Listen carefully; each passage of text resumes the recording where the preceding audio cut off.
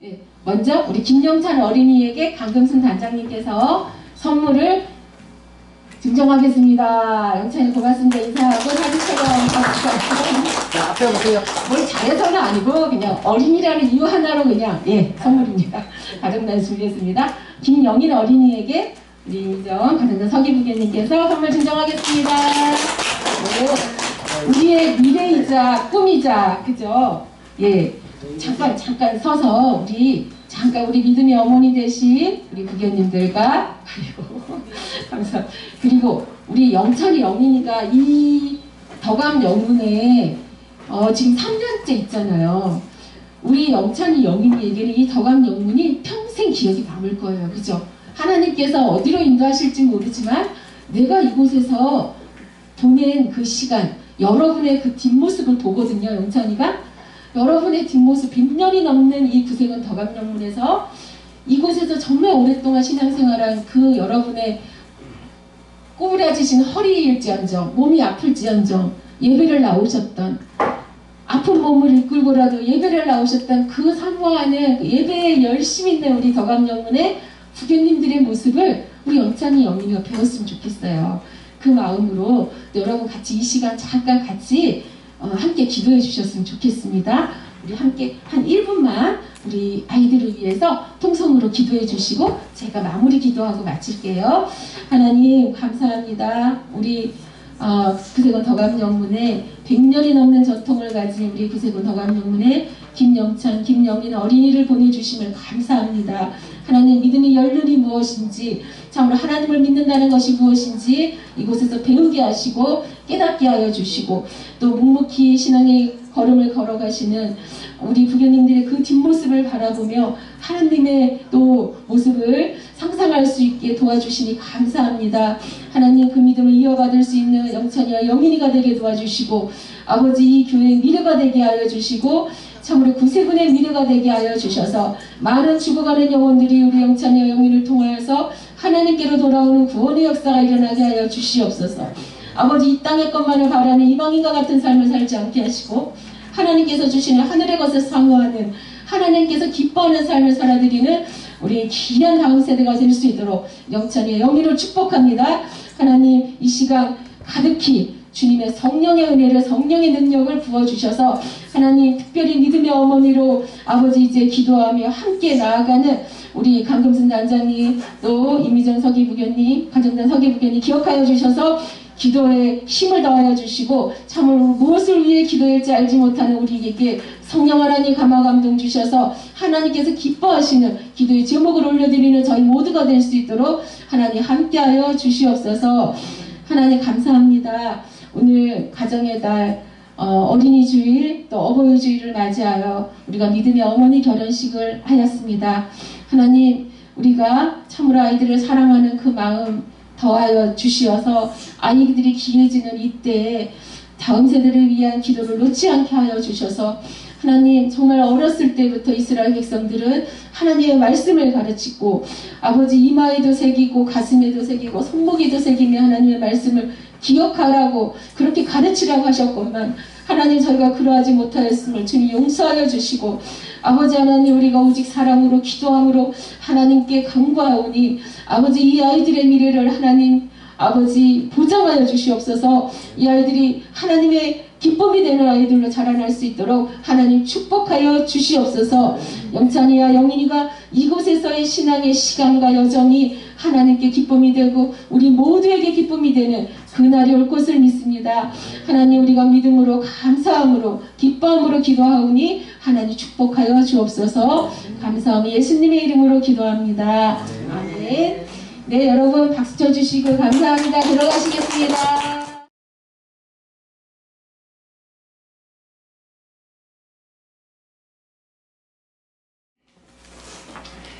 5월 한 달은 매년 분주합니다. 대부분의 교회가 첫째 주를 어린이 주일로, 그리고 둘째 주를 어버이 주일로 정하고 각종 선물 공세를 펼칩니다. 그렇죠?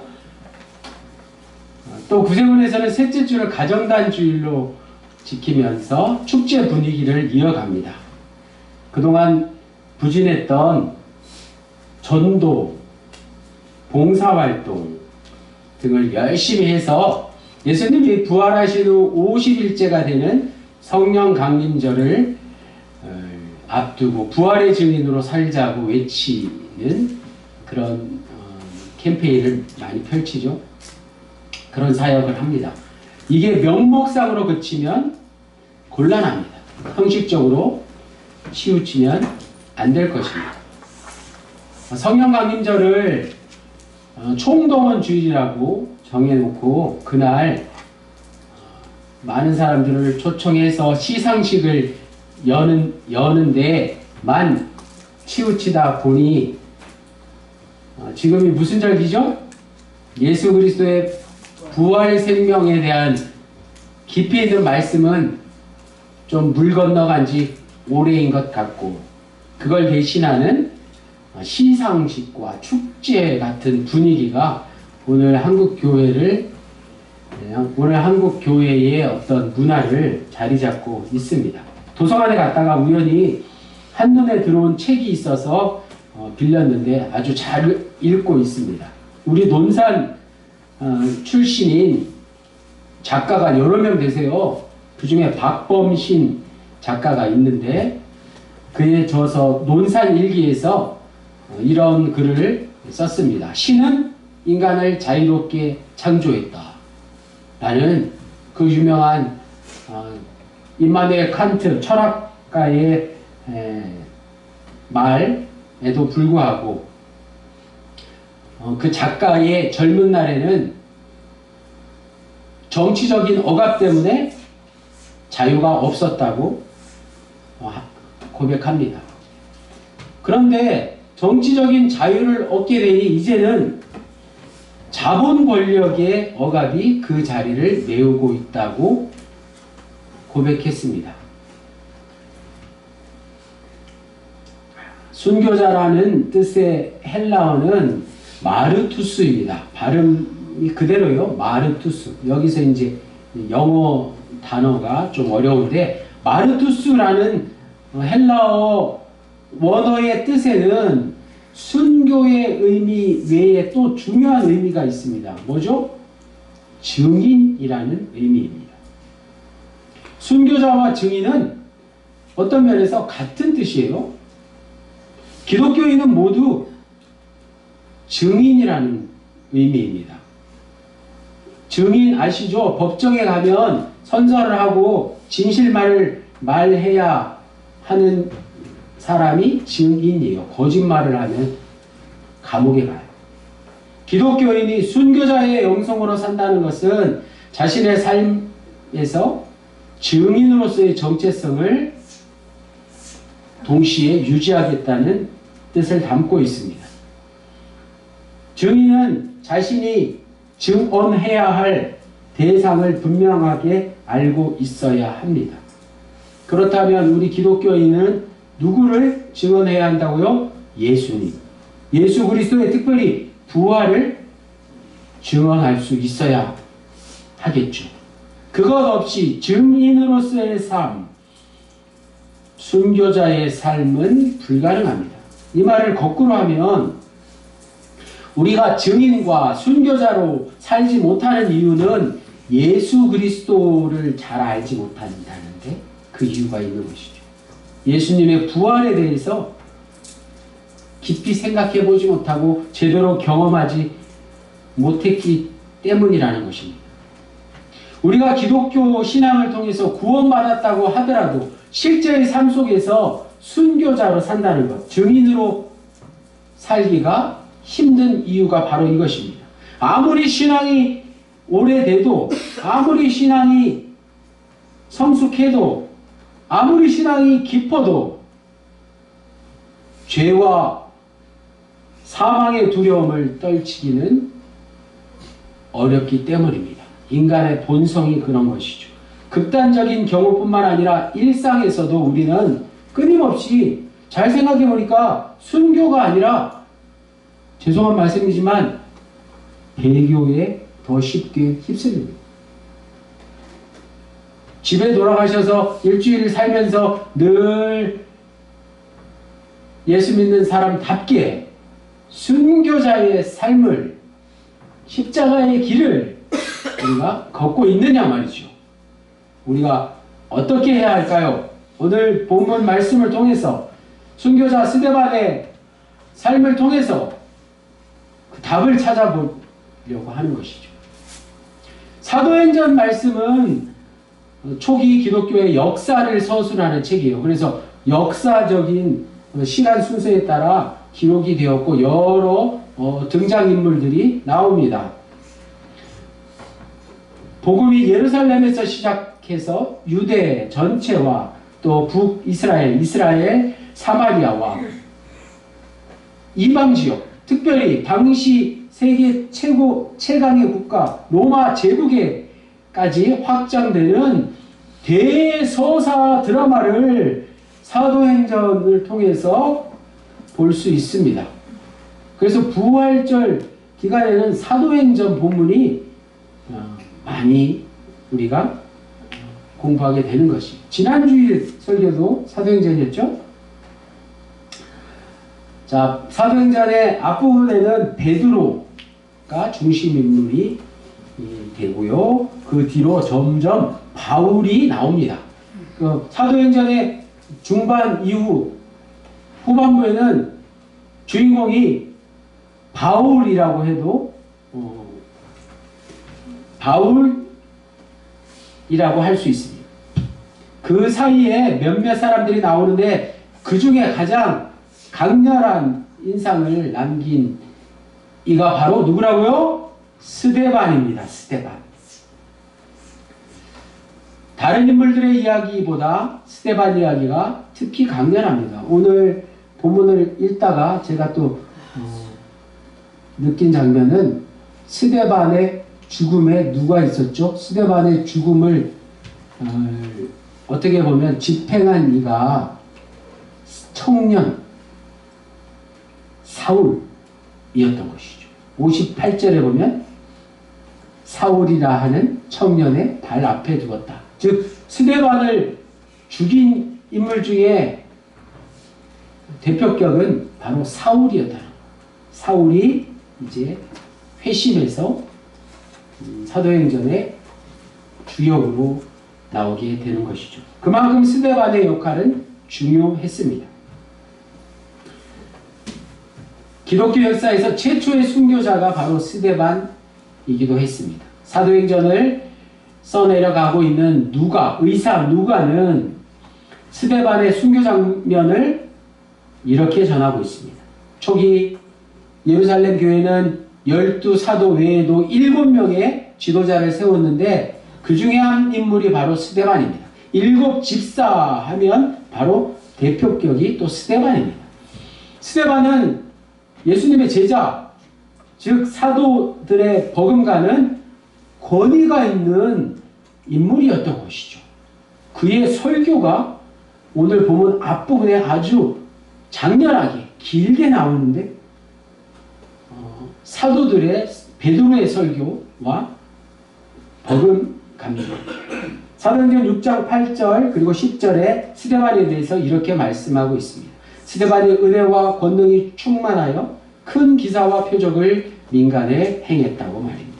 그리고 스데반이 지혜와 성령으로 말함을 유대인들이 이방인들이 능히 당하지 못했다는 것입니다. 급기야 유대 종교 지도자들의 누명을 쓴 스데반은 종교 재판을 받기 위해서 당시 최고 권력기관인 사내들인 공회에 끌려갔습니다. 우리나라의 헌법재판소 정도 되는 곳이죠. 예수님이 재판을 받던 장면과 비슷합니다. 대제사장이 스데반에게 너 자신을 변론해보라 이렇게 말했습니다. 그러자 스데반은 사도행전 7장에 가면 좀 전에 말씀드린 대로 자신의 변론을 설교로 대신합니다. 아브라함으로부터 시작해서 이집트 생활과 광야 생활 그리고 모세 이야기를 거쳐서 이스라엘의 왕조까지 모두 언급합니다. 이스라엘이 역사적으로 하나님의 택함을 받은 선민이었지만 결국엔 하나님의 뜻을 거부했다는 것을 지적했습니다. 그리고 메시아 되시는 예수 그리스도를 알아보지 못하고 십자가에 달려 죽게 했다는 것을 정확하게 선포했습니다. 그의 변론, 설교를 들은 사내들인 공회의 종교 지도자들이 기분이 어땠을까요? 기분이 몹시 상했습니다. 스데반을 향한 그들의 분노가 하늘을 찌를 듯이 높아지면서 사내들인 공회의 분위기가 험악해졌습니다. 그 뒤의 이야기가 바로 오늘 본문 사도행전 7장 55절에서 60절까지입니다. 일촉즉발의 순간에 스데반은 놀랍게도 성령에 사로잡힌 어떤 현상을 목도합니다. 그것이 기독교 신앙의 핵심인 것이죠. 금주의 요절 말씀 주보에도 기록되어 있고요. 화면을 보시면서 다 함께 사도행전 7장 55절에서 56절을 읽겠습니다. 시작. 스데반이 성령 충만하여 하늘을 우러러 주목하여 하나님의 영광과 및 예수께서 하나님 우편에 서신 것을 보고 말하되 보라 하늘이 열리고 인자가 하나님 우편에 서신 것을 보노라 한대. 아멘. 우리가 너무나도 많이 듣던 그 내용을 스데반이 언급했습니다. 스데반이 하늘을 쳐다본 것이죠. 거기서 그는 하나님의 영광과 예수님이 하나님 우편에 앉아 계신 것을 보았습니다. 하나님 우편에 서신 것을 보았습니다. 스데반이 죽음을 직감하고는 놀라운 장면을 보게 된 것이죠. 그가 본 하나님의 영광을 하늘이 열린 것이라고 표현했고 또 예수님을 인자로 묘사했습니다. 둘 다 같은 말씀입니다. 예수 그리스도가 하나님과 동일한 영적 권위를 갖고 있다는 뜻입니다. 곧 예수님이 하나님과 동격인 분이시다. 예수님이 하나님의 아들이시요 메시아요 구세주요 하나님과 같은 분이시다라는 놀라운 선포를 듣고 그들은 신성모독으로 스데반을 죽이려 하기에 이르렀습니다. 스데반을 도저히 용서할 수 없었던 종교 지도자들은 광적인 상태에서 고함을 치고 스데반의 말을 거부한다는 뜻으로 길을 틀어막으면서 스데반을 잡아서 그에게 달려들어 집단 폭행을 가하기 시작했습니다. 이런 모습을 드러내는 종교 지도자들의 모습이 오늘 본문에 기록되어 있는 것이죠. 그들은 스데반을 예루살렘 밖 한적한 곳으로 끌어내어 돌로 쳤습니다. 그 상황이 어땠을지 우리가 상상해 볼 수 있습니다. 이미 구약의 율법에 죄인을 돌로 쳐서 죽이는 전통이 나와 있기 때문에 그렇습니다. 스데반은 예감했듯이 돌에 맞아 죽어가면서 예수님이 십자가상에서 외치신 것과 똑같은 두 마디를 외쳤습니다. 그중 하나가 주 예수여 내 영혼을 받으시옵소서.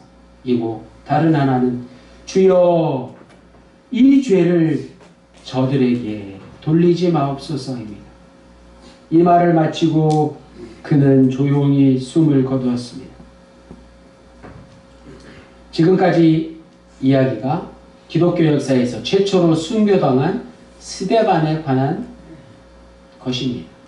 그 이후로 2000년 기독교의 역사에서 특별히 우리 한국 기독교의 100년이 넘는 역사에서도 적지 않은 순교자들이 나왔습니다.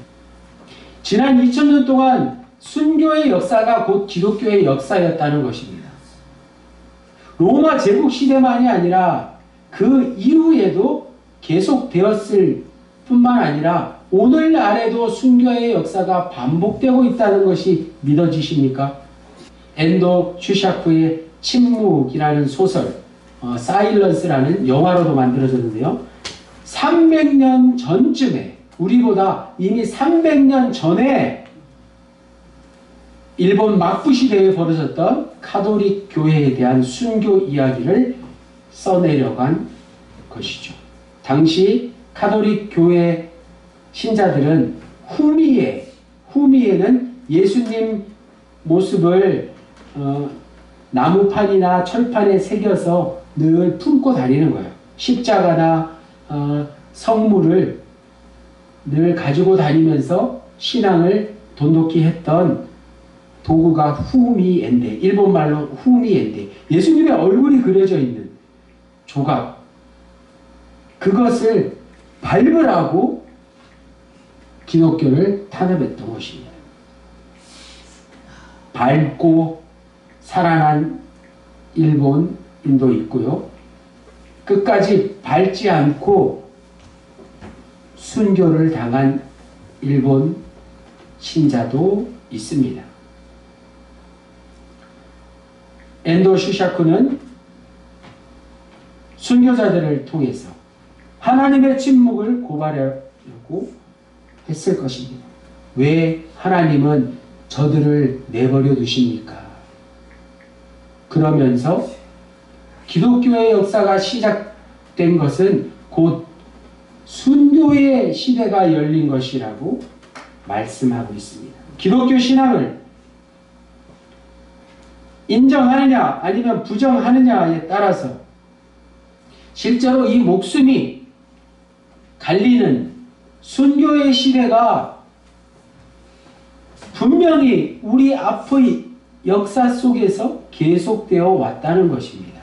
200여 년 전쯤 우리나라에 카톨릭 교회가 들어왔을 때도 일본 못지않은 순교자들이 많이 나왔습니다. 이 특별히 충청도 지역, 내포 지역과 이 금강 문화권 지역에 가까운 익산이나 군산을 따라 가다 보면 많은 카톨릭, 기독교 순교자들의 그런 교회들이 세워져 있는 것이죠. 여기서 가장 중요한 것을 우리가 놓치지 말아야 합니다. 지금은 우리의 목숨을 내어놓고 그런 선택을 하라고 강요받지 않는다는 거예요. 이제 순교는 기독교 신앙과 우리가 믿는 이 기독교의 어떤 믿음과 완전히 관계가 없는 것일까요? 우리는 그저 편안하고 안락하게 교회 생활 잘 하면서 친교하면서 전도하면서 이 5월의 가정의 날 갖가지 행사를 하면서 그렇게 신앙생활을 유지하면 그게 다일까요? 앞서 말씀드렸지만 순교는 기독교 신앙의 핵심, 본질이라는 사실을 잊지 말아야 할 것입니다. 기독교 영성은 곧 순교의 영성입니다. 오늘 이 시대에 순교가 없다는 것은 넓은 의미에서 기독교 신앙의 본질이, 핵심이 훼손되었다는 증거입니다. 물론 예수를 믿는다는 이유로 돌에 맞아 죽거나 칼에 찔려 죽는 것만으로 순교를 한정시킬 수 없다는 것을 우리는 잘 알고 있습니다. 기독교 신앙으로 인해서 세상으로부터 배척당하는 모든 것이 다 순교라는 사실을 알아야 합니다. 오늘의 교회가 세상으로부터 배척당하지 않는다는 것은 기독교 신앙의 본질이 훼손되었거나 그 본질을 우리가 망각했거나 세상의 그 어떤 것에 기독교 신앙이 이용당하고 있다는 뜻입니다. 기독교는 애초부터 세상과 갈등을 겪었다는 사실을 우리가 잘 알고 있습니다. 세상으로부터 배척당했다는 사실 말입니다. 그 결과가 바로 예수님의 저 십자가 아니겠습니까? 예수님이 로마 총독 빌라도에게 고분고분했다면 십자가에 달려 죽음을 맞이하지 않으셨을 것입니다. 로마 총독 빌라도가 예수님에게 십자가형을 선고한 가장 결정적인 이유는 단순히 정치적으로 유대인들의 마음을 사려고 했기 때문이 아니라 그보다 더 중요한 것, 예수라는 젊은 청년, 그가 로마 제국의 질서를 위태롭게 할 자라는 판단이 섰기 때문이었습니다. 그래서 우리는 사도신경에서 본디오 빌라도의 이름을 지금까지 늘 언급하지 않을 수 없습니다. 본디오 빌라도에게 예수님이 고난을 받으셨다는 것만입니다. 예수님은 로마 총독 빌라도의 눈에 팍스 로마나 로마 제국의 평화를 위협하는 우두머리였습니다. 그뿐만이 아니라 기독교 역사는 오랫동안 로마 정권과 대립했다는 사실을 왜 우리가 알지 못합니까? 로마 제국의 핍박을, 환난과 핍박을 피해서 지하 무덤으로, 동굴로 피해서 신앙을 유지해 나갔던 것을 우리가 알고 있지 않습니까? 사도신경을 통해서 로마 총독 빌라도에게 예수님이 고난을 받으셨다는 사실, 십자가에 못 박혀 죽었다는 사실을 오늘날까지 적나라하게 똑똑히 우리는 믿음으로 고백하고 있다는 사실입니다. 심지어 기원 후 313년 밀라노 칙령 이후에 드디어 로마 제국의 국교가 된 이후에도 이 신앙 고백은 변함없이 계속되었다는 사실입니다. 로마 총독, 로마 제국과 뗄래야 뗄 수 없는 관계 이후에도 그저 이 말 한마디 사도신경에서 슬쩍 빼주면 좋았으려니 계속해서 그 고백을 변함없이 이어나가고 있습니다. 예수님의 십자가 처형은 기독교와 로마 제국 사이에 뜨거운 감자와 같은 것이었습니다. 초대교회 입장에서 볼 때 로마의 든든한 지원을 받고 있으니 이제 그만하고 사도신경에서 이 역사적인 사실을 언급하지 않을 법도 했을 것입니다. 그러나 초대교회가 예수 그리스도의 십자가 처형을 신앙 고백에서 가장 중요한 내용으로 삼은 그 이유가 바로 교회의 본질, 기독교의 핵심이었기 때문에 그런 것입니다. 기독교인들은 예수를 그리스도로 믿는 사람들이기 때문에 세상과 불의한 타협을 할 수 없는 것입니다. 세상과의 불화를 피할 수 없는 것입니다. 세상 사람들에게 기독교인들은 불편한 사람들로 취급당할 수 있다는 것입니다. 거기서 기독교의 순교 영성이 시작됩니다. 오늘 본문 55절에서 60절까지를 잘 보십시오. 스데반이 순교 직전에 본 하늘은 어떤 것이었을까요? 단순히 파란 하늘이었을까요? 아니 하늘 너머의 우주, 캄캄한 암흑의 세계를 본 것일까요? 스데반이 본 하늘은 궁극적인 생명이 숨겨진 곳이었습니다. 하늘이 열렸다는 것은 생명이 그 실체를 나타낸다는 뜻입니다. 예수님이 세례를 받으실 때도 하늘이 열렸습니다. 하나님 우편에 서 계시다는 것은 하나님과 동일한 영적 권위를 가진 자라는 뜻입니다. 그 자리에 인자가 서 있었다고 합니다. 인자는 세상 마지막 때 올 심판자를 가리킵니다. 메시아를 뜻하는 말씀이죠. 생명을 완성할 자가 메시아 구세주 그리스도입니다. 세상을 창조하고 완성할 하나님과 동일한 영적 권위를 가지신 분이 예수 그리스도시다라고 선포한 놀라운 말씀입니다. 스데반이 본 것은 부활하신 예수 그리스도를 통한 생명의 완성이었던 것입니다. 그걸 쉬운 말로 예수 그리스도를 통해서 구원을 얻는다고 합니다. 누가는 고대인들의 수려한 글쓰기를 통해서 55절, 56절 이렇게 표현했습니다. 스데반이 본 것은 다른 사람도 똑같이 볼 수 있는 그런 게 아니었던 것입니다.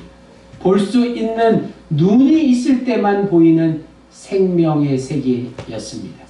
세계 최고수 바둑 기사들이 수를 쓸 때 숨어있는 수를 알고 쓰듯이 일반인들에게는 저절로 보이는 게 아니었던 것입니다.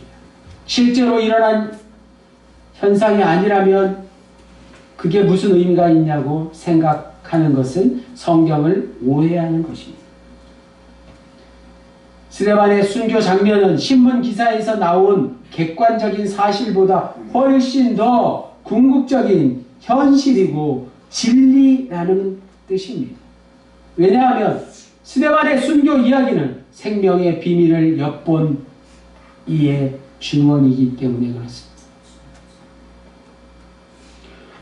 나는 그런 능력이 없다고 한탄하지 마십시오.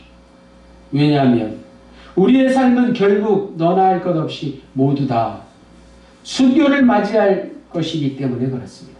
그 순간을 향해 우리가 달려가고 있는 것입니다. 죽음을 향해 달려가고 있는 것입니다. 그 마지막 순간에 우리가 봐야 할 게 무엇입니까? 우리 모두가 다 똑같이 죽는다는 사실입니다. 역사에 등장했던 순교자들은 자신의 인생 중간에 순교를 만났고, 반면 나머지 우리 모두는 인생의 마지막 때 순교를 당하게 될 것입니다. 피하거나 피하지 않거나 상관없이 우리 모두 순교의 운명에서 벗어날 자가 한 명도 없습니다. 이런 운명 앞에서 다만 우리는 선택해야 할 것입니다. 그것이 어찌 보면 더 중요합니다. 남은 생을 순교자의 영성으로, 순교자 스데반처럼 살 것인가, 아니면 아무 생각 없이 살 것인가. 이 말이 곧 이런 뜻입니다. 예수 그리스도의 증인으로 살 것인가, 아니면 자기 자신에게만 집중하며 살 것인가.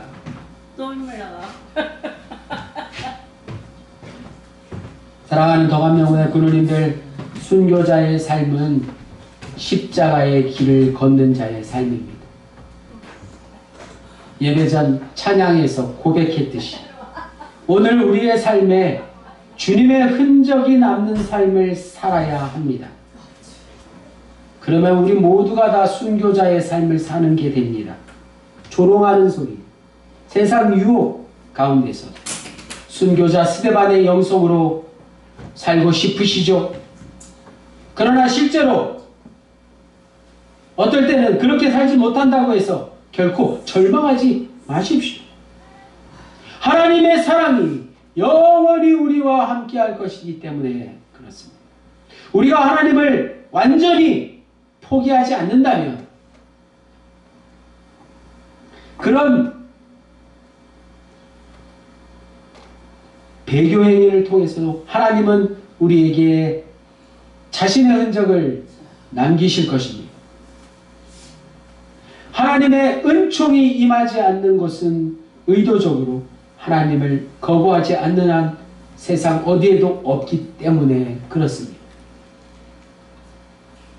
내 마음에 주님을 향한 사랑이 사라지지 않고 내 입술에, 내 말에 주님의 진리의 말씀이 떠나지 않는 그런 남은 생을, 순교자의 삶을, 십자가의 길을 다 함께 걸어가시기를 주님의 이름으로 간절히 축원합니다. 기도드리시겠습니다. 주님, 오늘 우리가 부활의 주님께 소망을 두고 산다고 하지만 우리가 살아가는 세상은 정치, 경제, 사회, 문화 모든 영역에 죽음의 그림자가 짙게 드리워져 있지 않습니까? 아이로부터 어른에 이르기까지 사망의 권세 아래서 고통받고 있지 않습니까? 심지어 교회조차도 부활이 있는지 없는지 오늘 하루하루 세상 유혹 가운데 살며 탐욕과 권력의 노예가 되어버리진 않았는지 생각해 볼 수 있게 하시니 감사합니다. 이 죽음의 세상에서 우리가 생명의 기운을 바라는 부활의 증인 되기를 원합니다. 스데반처럼 순교자의 영성으로 남은 생을 살게 해 주십시오. 그것은 곧 참된 정의와 자유, 생명과 평화의 가치를 세상 사람들에게 전하는 삶인 줄로 믿습니다. 부활의 증인으로서의 삶을 살게 하시고 부활의 능력으로 우리가 사는 이 세상을 새롭게 하여 주십시오. 모든 말씀 예수 그리스도의 이름으로 기도드립니다.